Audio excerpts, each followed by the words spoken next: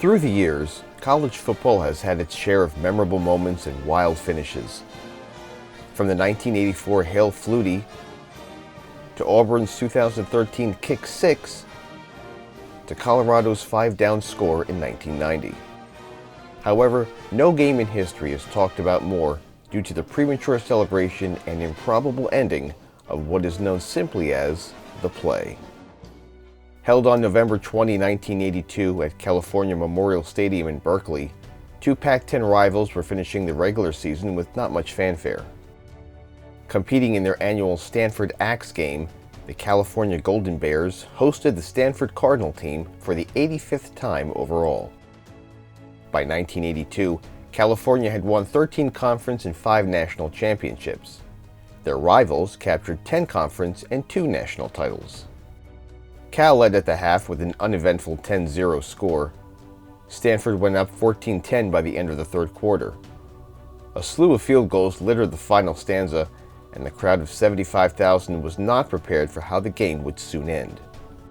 Stanford had possession on its own 20-yard line down 19-17 with 1:29 to go. John Elway, playing his last regular season college game, took the team within range for a 35-yard field goal and 20-19 lead. There were only 4 seconds left on the clock.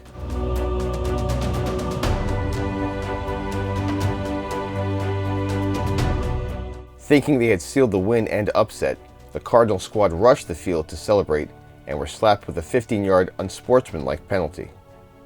Mark Harmon, not the actor, squibbed what would be the game's final kick as a shallow offering, which was picked up by Kevin Moen at the Cal 45-yard line. First was a scramble, then the race was on, but not in a straight line and not by just one player.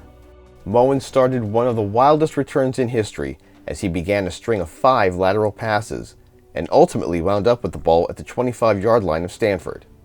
Marching from the opposite direction, through the end zone and onto the field of play towards the running Cal team was the Stanford Cardinal Marching Band.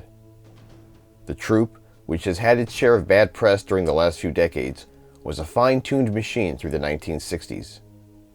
Newer band members took control over certain sections of their performances, which led not only to innovative shows, but poor judgment in poking fun of their rivals.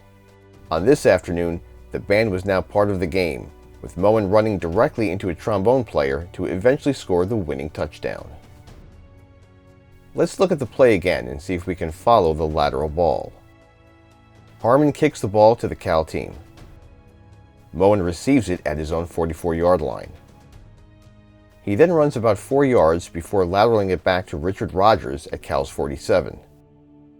Rogers doesn't hold on to it long and tosses it back to Dwight Garner, who takes possession back at the 44-yard line. After running into what looks like a roadblock and game ender, he somehow manages to stay on his feet and flips the ball back to Rogers, who grabs it at the 48, still not out of their field of play, and runs it 7 yards.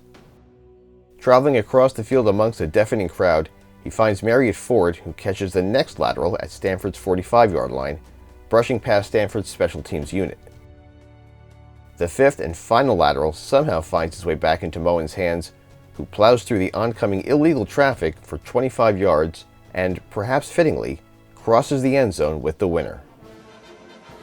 After much deliberation, analysis, and arguments over possible refereeing gaffes, Cal was awarded the win 25-20, although the controversy remains. Each team finished in the middle of the conference standings that season, and neither were invited to play in a bowl game.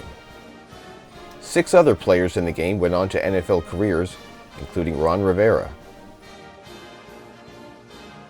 40 years later, the game is still discussed and celebrated, with fans of each team having their own opinion on if the play should have counted. Which side do you agree with?